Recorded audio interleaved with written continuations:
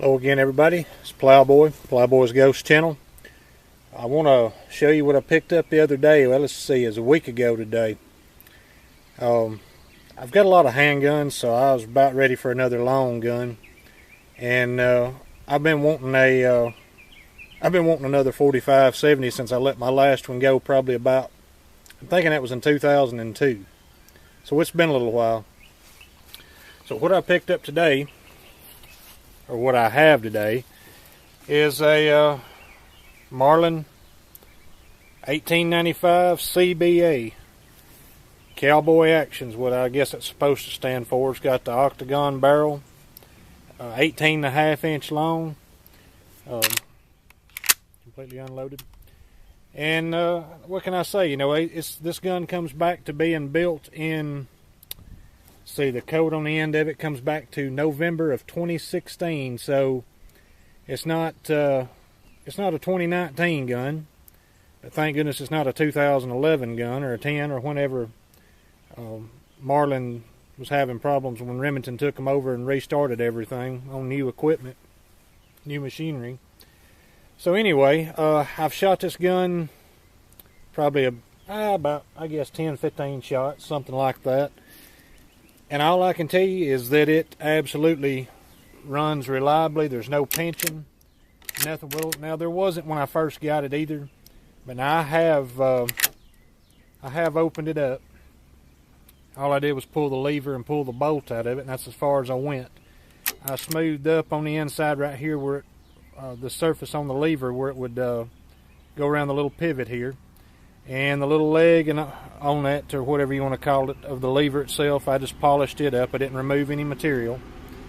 And on the other side of the bolt, this channel right here, where the ejector rides, I went ahead and just put some 220 grit sandpaper in that and polished it back and forth a little bit. And then I took some finer sandpaper, I think it was about 1500, 2000 grit, and went through there and slicked that up.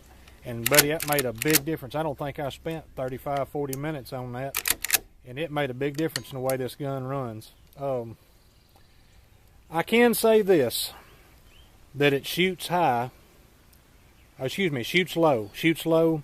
At 25 yards, this thing was shooting about a little over a foot low, and I run out of adjustment on the rear sight. Of course, I got it pulled back down here now.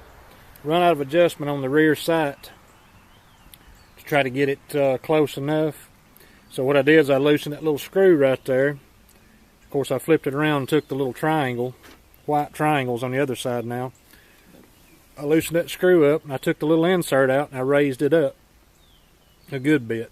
Now, I ain't shot it again since then, but I ain't really upset about it. I could take some off that front sight. Of course, it's got a marble bead sight on it that I kind of want to use because I love aperture sights. I'm thinking about getting a Skinner sight and going on the back of this. Don't know which model yet. I like that full length Alaskan because it'll get your rear sight back and give you the longest sight radius possible. And you know, you come up with 6.5 inches of greater sight radius. That's just off the top of my head. 6.5, 7 inches, whatever that is, probably about 6.5. That increases the inherent accuracy of your rifle anyway. And I'm a big fan of peep sights. I am going to probably do away with that crossbolt safety. I've seen a couple of things. You know, you can make it look like a screw. I like the one with the little saddle ring on the side of it. I'm kind of iffy on that at the moment. I may do the little saddle ring. I don't know. I've got Winchester. I've got both the 1873 U-Birdie and I've got the a Winchester 94 from 1978 that doesn't have any sort of safety on it at all other than the half cock, and half cock's good enough for me. That'll work fine. This rifle holds 6 in the magazine and 1 in the chamber. 7 rounds of a 45-70 on tap and a light handy gun. I can live with that. So to me, it's hard to beat a short 45-70. Of course, 18.5 inches will still get it done. It's enough barrel length to make use of anything that I'm going to shoot, any ranges I'm going to shoot with it. And y'all, when I had a 45-70 last, I couldn't afford to shoot it. And that was 2001, 2002, like I said. I could afford to shoot that thing, and it was cheaper then than it is today. But when I picked this gun up, I bought a box of 20 HSM cowboy loads, and that suckers was $44.90 something at the dealer before tax for 20 rounds. That's insane in my book. So I got me a set of dies for it. Ordered 100 rounds of Starline brass. Got me some IMR 4198 powder. Some smaller rifle primers, large rifle primers. I'm thinking 454 Cthulhu. I was looking that up this morning. Some large rifle primers and some case lube, because I hadn't had to use that before. Everything I've got use, all my other dies are carbides, but these Lee rifle dies aren't. And ordered me a bullet mold. So I'm casting from wheel weight, water dropping, and Lee Alox lubing some Lee 457 405 grain, which they weigh out when lubed about 411, 412 grain with wheel weight lead. And I'm loading those. Let's see, that 20 rounds of bought stuff was $44.95 or $44.99 before tax. I am loading those. That 20 rounds comes out to about $5.03 by my figure. That's factoring in the lead, the primer, and the powder. That's the consumables. I don't count the dies in that in my cost per shot. I don't factor in my brass, because the brass is reusable. When I shoot these rounds, I figure what it's going to cost me to reload it, and that's the cost of shooting it. So if I've got 120 rounds of brass, I'm going to order some more.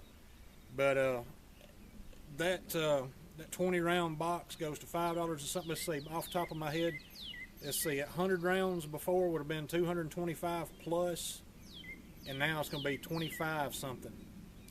Now we can have some fun. We can shoot some 45-70. Well, why ain't I shooting 45-70? I'd rather go back over to the sand pit in my backyard as a swamp. I don't know if y'all have heard it or not. We've had a lot of, so far this year, we've had over 25 inches of rain here in northwest Alabama. That's a lot. That's half our year, normal year. And this is just March, beginning of March, so middle of March, almost. So my backyard's a swamp on a good year. Right now, it's really wet. I can't go over to the sand pit this minute. I got a dude coming over here to do some satellite work. So I will shoot this gun for you. We'll go to the sand pit and shoot it, because I like going over there and showing y'all some new, some different scenery other than my yard and whoever passes the house anyway. Y'all, I'm excited about having another 45-70. Stay tuned. I'll post up something soon, shooting this rifle for y'all. Thanks for watching.